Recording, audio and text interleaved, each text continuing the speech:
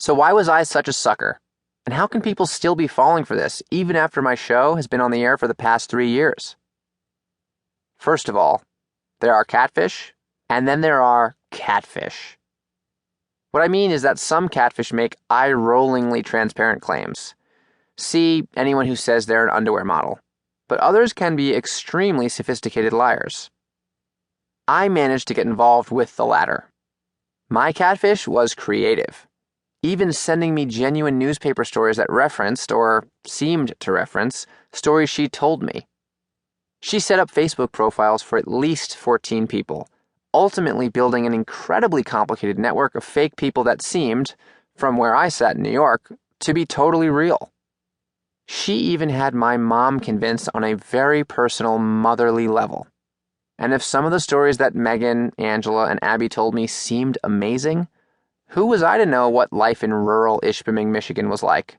It was so radically distant from my urban New York life. The nail in the coffin of my gullibility?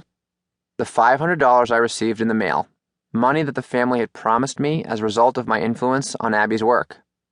They wanted to pay me a cut of her painting sales, since those paintings were mostly based on my photos. Why on earth would these people have sent me that check if there wasn't a legitimate sale of a painting? And if that was the case, the whole story about a child art prodigy, her goofy, fascinating family, and her alluring, flirtatious older sister had to be true. But even that doesn't really answer the hard question of why I became a victim. Looking back, there were plenty of red flags that I didn't pay attention to. Honestly, the main reason I chose to believe in my catfish's lies? It wasn't how convincing my catfish was. It was all about what was going on inside me. I chose to believe. I wanted to believe. It's time for some more backstory. At the time that Megan and I began to correspond, I was searching for something. I didn't know what it was, but I'd been searching for it for years. Sure, I'd started my production company with my brother at age 19 and had built it into a reasonably profitable business. But did I want to be making bar mitzvah videos for the rest of my life? Hardly. I also had a very light work schedule, to say the least, some weeks working 20 hours or less, so I had a lot of free time that I didn't know what to do with. I spent some of that time working on a photography event website, mostly shooting ballet parties and performances as an attempt to reach out and be part of that community. But overall, I wasn't spending my time very productively. My identity at that point in life was heavily tied to my sexuality. That's where I drew my confidence. That's how I identified myself. I was a flirt.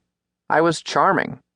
And since I wasn't particularly fulfilled in my work life, I overcompensated by spending my time pursuing women. I got my sense of accomplishment from dating girls I wanted to date and sleeping with girls I wanted to sleep with. I was using my sexuality as a crutch. As a result, I had no shortage of relationships with women, but I could never seem to make them work. Big shock, right? I wanted attention, a sense of value. I wanted to be needed. I'd go to parties, take pictures, get laid, but it wasn't fulfilling. It was surface. It was light.